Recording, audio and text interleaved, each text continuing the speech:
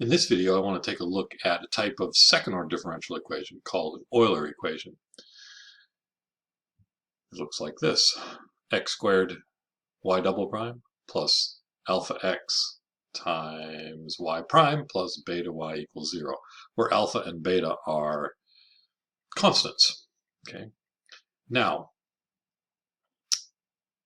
this equation actually, I see this x here and this x squared here, makes me think power series might actually be a good way to go, because if you remember, if you had a power series, say in powers of x, then multiplying by x was really nice. It just bumped the power of x up by 1, which once you've taken a derivative, of course, you've bumped all the powers down by 1, and then you bump them back up by 1, and so those two will combine really easily. And then likewise here, taking the second derivative bumps the exponent down by 2, but then you multiply by x squared, it puts it back up again. So you wouldn't have to re-index anything here, and they would go together really nicely. However, there's a problem, because the type of power series that I'd want to use would be centered at 0, right? I'd want an x to the n. I wouldn't want an x minus something else, because I'm going to multiply by x and x squared. However, the issue is that x equals 0 is a singular point, right? This function right here is equal to 0 when x is equal to 0.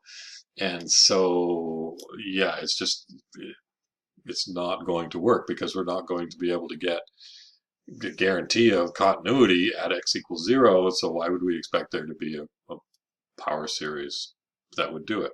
Okay. However, it does make me think in terms of, well, maybe not a power series, but how about just a function like x to the r? Because whether r is in power series, the exponents we're dealing with are all positive integers, but it doesn't matter.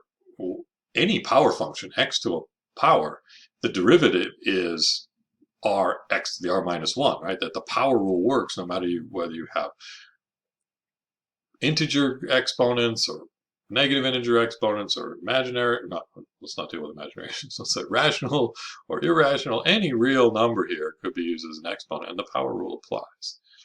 So when you take the derivative, it's r times x to the r minus 1, and of course the second derivative would be that. The first derivative has bumped down the exponent by 1, and the second derivative has bumped down the exponent by 2. So that when I multiply this derivative by x, and I multiply that second derivative by x squared, they all come back to being x to the r, and there's a possibility that those will actually combine together and add up to 0 like you want. So it's a reasonable guess here that a solution to an equation like this would be x to the r.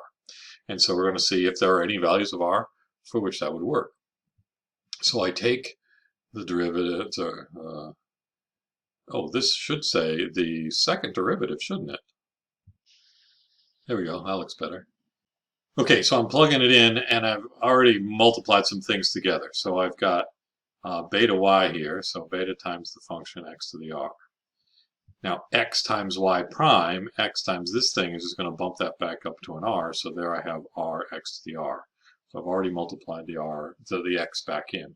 Likewise here, when I take y double prime and multiply it by x squared, I take this thing and multiply by x squared, that's just going to turn that into an x to the r. And so there's the x to the r, but then also times r and r minus 1. Okay. Now, I'm going to factor out an x to the r. It's right there. And the thing is, I need this to always equal 0. X to the r is not always equal to 0. It is sometimes equal to 0, when x is 0, for instance.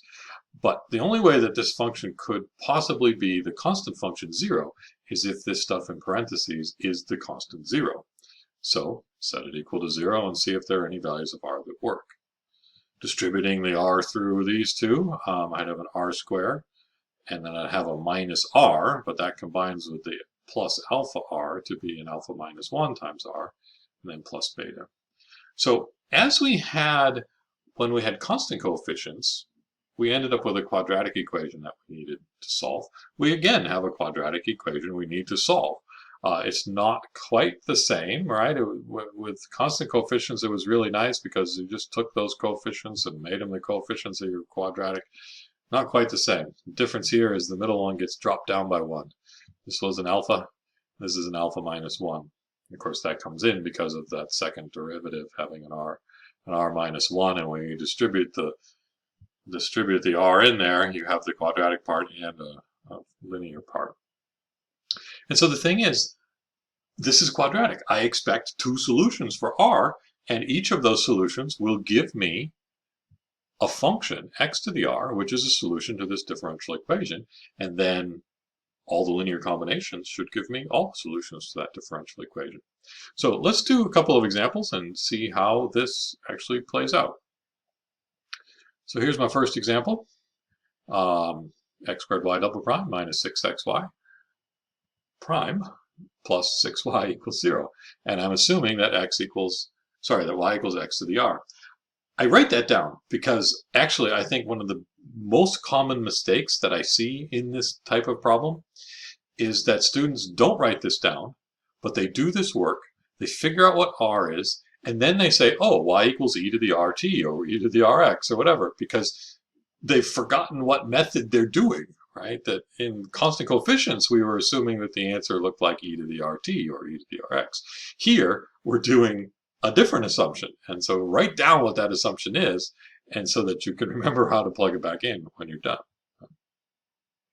So here we go. The alpha minus r here is minus 6 minus 1, so that's a minus 7. So the equation that I need to solve is r squared minus 7r plus 6.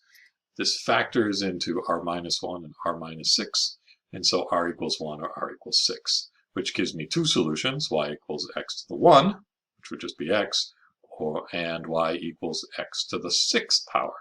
And just to double check to see that this is right, I'm going to plug in. So I'm plugging in y, y prime, and y double prime. So for the x, so the y equals x, there's the y equals x there. The derivative would be 1. The second derivative would be 0. And is it true that this is equal to 0? Minus 6x plus 6x? Yeah, that's 0. So that's good. That works.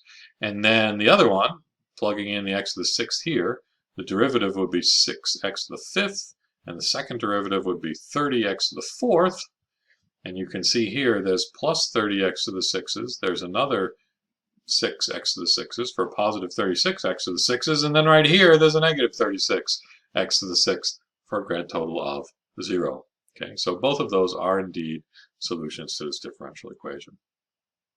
And so the general solution would look like y equals c1x plus c2x to the 6th, which actually when I get here, it's like, you know what? That's a power series. That's a power series with most of the coefficients equaling 0, but the linear coefficient is c1 and the 6th degree coefficient is c2, and it's actually continuous at 0. The part of this section that we're skipping, the part about, what do they call them? Regular singular points? Yeah, regular singular points.